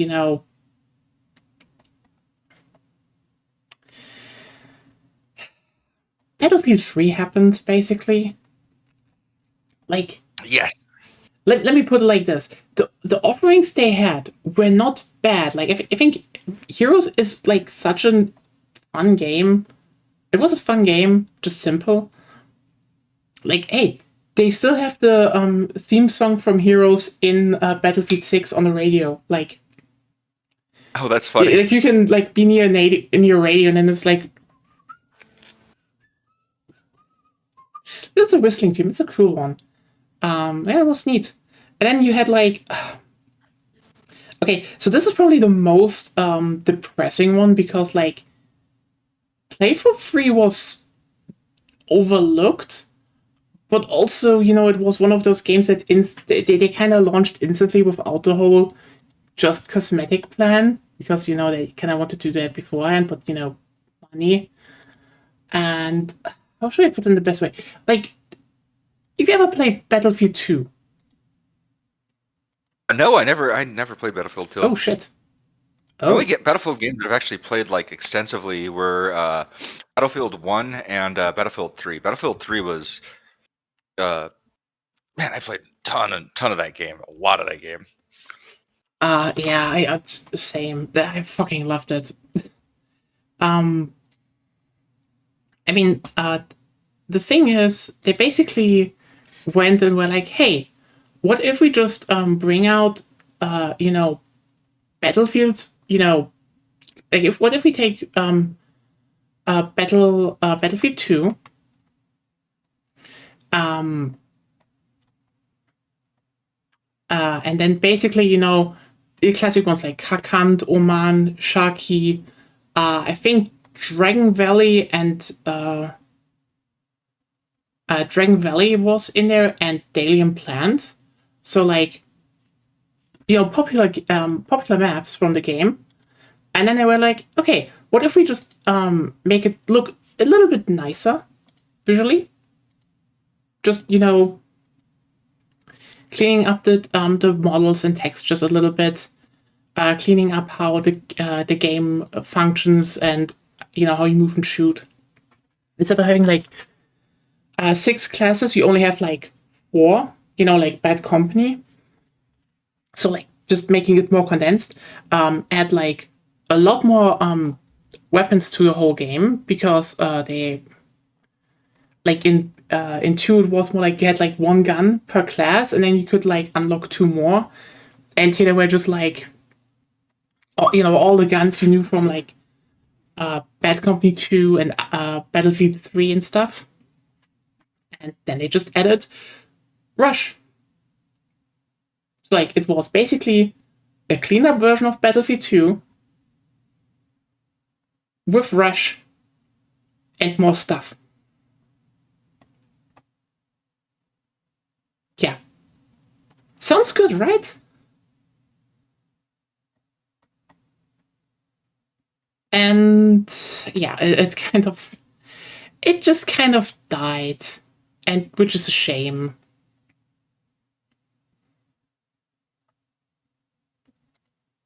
Yeah, I never got to. I never played that one. I remember it. Never played it. Yeah, it's like it's just kind of sad because like Play for Free was this one game I was like, if they just polish it and just release it like standalone, this would still be like a very very much a played game today. Like it had its own little fan base. But yeah, no, sadly that one died. I mean, hey, 2142 also is dead, so that's a shame. And no one wants to make that anymore, because it was good. That game actually like that properly died. Is that the current Battlefield? Hold on, the Battlefield 6. That's the current one. That's the current one. Played. Yeah. It's fun. Oh damn. I'm trying to think. Yang Yao just made a video about the consumer electronics market is not doing great because all the AI companies bought up all the fucking electronics. Yeah, I know. I mean, at least 6 is optimized, so you can actually you can actually play it. Oh, by the way, you want to see something really funny? Yes. Because you were like, oh hey, is someone still doing? Look at this game on Steam. Okay. There were apparently just some fans of Battlefield Heroes that just were like, let's just unofficially remake it. Oh hell yeah! It's just like literally the same UI and maps and everything. It's just the same game. It is the same game. Like apparently they're now adding like a first-person mode, which is, I guess, but like would just make it the same. What? It's awesome. Yeah, like I saw the trailer and was like, wait a second, that's just like the same fucking maps. So like, I'm usually like a bit. I find it funny about like, when people just like when games steal maps and stuff, but like, Heroes is dead. So I'm not really caring if they just like remake all the maps 1-to-1 because they're kind of doing that right now. I mean, this is why game preservation is important. If you don't preserve your game, some idiot is just gonna go make your game again and put it up on Steam. I'm in favor of this. I support this. Very much in favor of that. It's just like I find it funny that they did that they were just like, let's just do this. Like. Yeah, that's great. You love to see it. I don't know if I ever should look into it because it's just like $15, so maybe at some point. But like, this feels one of those games I should probably have at some point because it's like I liked Heroes and it's really fun. Yeah, but it's nostalgic too. It's nostalgic. Mm. It looks fun. It's just. I mean, looking at it, it's just the same game. it is literally the same model and stuff. So like, I'm surprised they get away with that. But yeah, I mean, it looks. It looks. Fancy Cat Interactive. Are they known for anything else? I don't know. Let me just check this one again. Like Fancy Cat Interactive. I mean, they Circle oh boy. Empires 2, Blazing Oh boy. Sails. What Oh the boy, fuck is that? they made a shitload of games. They make just a bunch of asset flip games. This is just like, why are they then suddenly just being like, yeah, just let's remake this one weird game? You know what? Honestly, making asset flip games. I mean, like, as much as they're making a bunch of shovelware, like you got to respect the grind. Like it still takes a certain amount of skill to make shovelware. Like if you're a studio that can turn around a shovelware game that is competent and playable, like this kind of goes back to what we were saying about like the Conduit, right? Like the Conduit was made by a studio that was only known for making like bad low budget like movie tie-in games, but like they managed to keep the lights on just because grandma thought that Timmy wanted to play like an Iron Man game, right? Like that's I mean sometimes you just got to own your niche. And like some of these are, I mean, King of Retail. What is that even? Who's ever heard of King of Retail? I don't know. It's a $25 game. Can't be that bad. Very positive. It's a well-liked game. Never heard of it before. Who's playing King of Retail? Actually, some of these games aren't all just shovelware. Some of these are actually pretty well-liked games. They're just extremely niche. These are mostly dad games.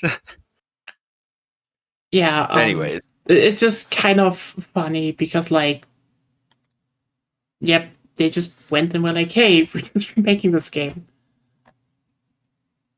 That's incredible. Okay, I got a sandwich to eat. I'm going to hop off. You know what? I will just wrap this one up here. We have a midnight walk to do. But, like, yeah, thanks everyone for hanging out here.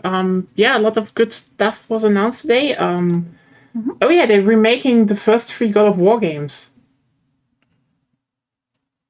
Oh, yeah. Yeah, they kind of missed that a bit. But yeah, see you around. Tomorrow, Friday, if anything works out, there's gonna be how's it called?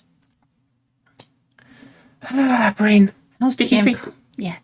How's the game called you play since I don't know? Yeah, so anyway, have a good night everyone. Thanks for being here. Hope you had fun. Bye. Bye.